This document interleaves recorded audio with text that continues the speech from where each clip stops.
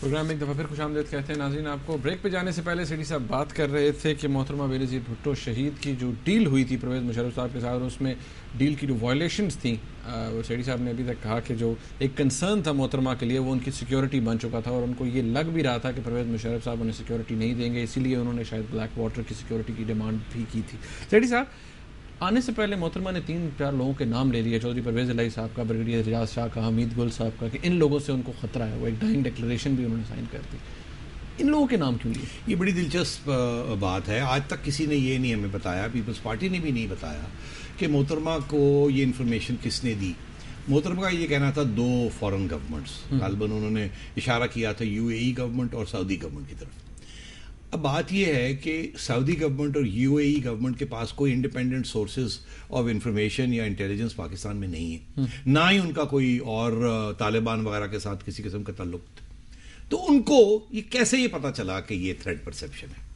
اب یہ مجھے پتا تو نہیں ہے، مگر میں لاجکلی اینالائز کر سکتا ہوں. کوئی 15 دن بے نظیر بھٹو صاحبہ کے آنے سے پہلے میرے رپورٹر نے مجھے فون کیا اسلام آباد سے اور کہا کہ ایک سینیٹر ہیں سینٹ میں وزیرستان سے، اور میری ان سے ملاقات ہوئی ہے اور وہ کہتے ہیں کہ وہ بیت اللہ مسعود سے ہمیں ایک انٹرویو دلوا دیں گے، اور بیت اللہ مسعود انٹرویو میں کہنے کے لیے تیار ہے کہ اگر محترمہ آئی تو ہم اس کو نہیں چھوڑیں گے. یہ میرے رپورٹر نے مجھے فون کر کے کہا. تو انہوں نے کہا کہ جی اس کی انٹرویو ہونی چاہیے. میں نے کہا اگر بیت اللہ مسعود کی انٹرویو ہوتی ہے تو بڑی زبردست بات ہے. تو اس نے کہا نہیں جی وہ سینیٹر انٹرویو دینے کے لیے تیار ہے. میں نے کہا پھر ہم انٹرویو کے طور پہ تو نہیں، خبر کے طور پہ ہم لگا دیتے ہیں.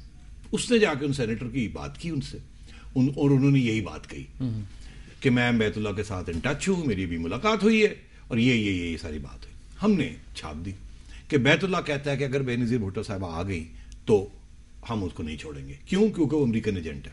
بے نظیر بھٹو نے ایسے بیان دی، 2-3 بیان دیے تھے، جس کے ساتھ ایک تو مشرف صاحب اپسیٹ ہو گئے تھے اور پاکستان کی اسٹیبلشمنٹ اپسیٹ ہو گئی تھی، دوسری کہ یہ طالبان اپسیٹ ہو گئے تھے. ایک تو انہوں نے کہا تھا کہ ہم American forces boots on ground بھی ہم لے آئیں گے اگر ضرورت پڑی، ان کو ختم کرنا طالبان کو. دوسرا انہوں نے AQ خان صاحب کے بارے میں آپ کو یاد ہوگا کہا تھا کہ اگر ضرورت پڑی تو امریکہ کو ایکسیس دے دیں گے، ان کو بھی انٹروگیٹ کر لیجیے.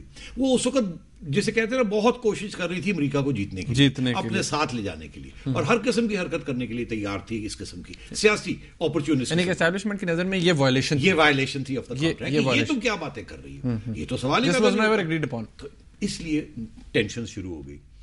اب جب ہم نے یہ چھاپی تو کوئی ڈینائل نہیں آیا بیت اللہ مسعود سے. 1 دن 2 دن 3 دن 4 دن کوئی ڈینائل ہی نہیں آیا کہ میں نے یہ بات نہیں کہی. تو اسیوم ہم نے کیا کہ یہ انٹرویو ٹھیک تھی پھر سینیٹر صاحب کی، صالح صاحب. یہاں تو ایک بات. دوسری بات کہ اب بے نظیر بھٹو کو یہ کہا جا رہا تھا کہ یہاں سے بیان آ رہے تھے پاکستان کی اسٹیبلشمنٹ کی طرف سے، مشرف صاحب کی طرف سے اور انٹیلیجنس آفیشلز کی طرف سے کہ بہت خطرہ ہے، بہت خطرہ ہے، بہت خطرہ ہے بے نظیر کو، یہاں ٹارگٹ ہوگی، اٹیک ہوگی، یہ ہوگا وہ ہوگا.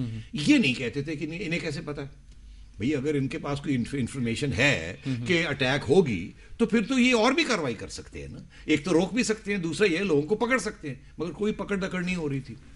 ایک وقت مجھے یہ شک پڑا کہ شاید یہ انٹرویو جو تھی یہ سینیٹر صاحب کی، یہ ہمارے اخبار کے اوپر پلانٹ کروائی گئی ہے تاکہ یہ پیغام بے نظیر کو پہنچ جائے کہ ایک انڈیپینڈنٹ اخبار میں بھی یہ آ رہا ہے کہ آپ کو خطرہ ہے اور بیت اللہ کی طرف سے خطرہ ہے. تو مجھے ایسے لگا کہ یار یہ اسٹیبلشمنٹ جو ہے ہر قسم کی کوشش کر رہی ہے کہ بے نظیر واپس نہ آئے. اب کیا تھریٹ جینیون ہے یا نہیں جینیون یہ نہیں مجھے پتا تھا، مگر ذہن میں میرے یہ بات بیٹھی کہ شاید ہمیں بھی فور اے رائڈ لیا جا رہا ہے. یہ بھی شاید انٹرویو بھی پلانٹ کروائی گئی ہے ہمارے اخبار. چلیں یہاں تک تو بات چلی. پھر جب یہ بے نظیر بھٹو صاحبہ نے یہ ذکر کیا کہ جی 2 فارن گورنمنٹس نے مجھے بتایا اور ان تینوں کے نام لیے، تو میں نے جیسے کہا نا 1+1 ایڈ کرنا شروع کیا، اور 1+1 ایڈ کر کے 2 پہ آیا، 11 پہ نہیں گیا. وہ کیا تھا 2 کہ بے نظیر بھٹو صاحبہ کے ساتھ پاکستان سے کون رابطے میں تھا؟ DG ISI رابطے میں تھا فرام دی اسٹیبلشمنٹ. طارق عزیز صاحب جو نیشنل سیکورٹی کے سیکرٹری تھے وہ رابطے میں تھے. اور کون رابطے میں تھا؟ کوئی بھی نہیں تھا نا ان دونوں کے علاوہ. تو ان دونوں میں سے کسی نے فارن گورنمنٹس کو بتایا ہوگا نا کہ بے نظیر بھٹو کو سمجھائیے کہ یہاں تھریٹ ہے. پھر میں نے سوچا کہ ان دونوں میں کون ہو سکتا ہے جس نے یہ بات فارن گورنمنٹس کو کہی ہے کہ آپ بے نظیر کو یہ بات کہیں. ٹھیک، کیونکہ دونوں مشرف کے کیمپ کے لوگ تھے. تو پھر میں نے یہ فیصلہ کیا کہ DG ISI نہیں ہو سکتے. وہ نہیں ہو سکتے. تو کیوں؟ وہ اس لیے کہ ان کی کسی کے ساتھ کوئی ٹینشن نہیں تھی. مشرف کے ساتھ بھی چل رہے تھے, اس پلان کے ساتھ بھی چل رہے تھے, اور انٹیلیجنس میں ان کی عادت بھی ایسی ہے کہ وہ چپ ہی رہتے ہیں, زیادہ لمبی چوڑی بات نہیں کرتے. تو میں نے سوچا طارق عزیز صاحب یہ آتے جاتے ہیں, ان کے چودھری کے ساتھ بھی تعلقات خراب ہو چکے ہیں. بریگیڈیئر اعجاز شاہ جو کہ ڈی جی آئی بی تھے, ان کے ساتھ بھی طارق عزیز صاحب کی اونچ نیچ ہو رہی تھی. ان کے اوپر بھی ڈفرینسز چل رہے تھے انٹرنل. وہ کچھ کہتے تھے, یہ کچھ کہتے تھے آن دی ایشو آف سے جوڈیشری جج صاحب کے اوپر.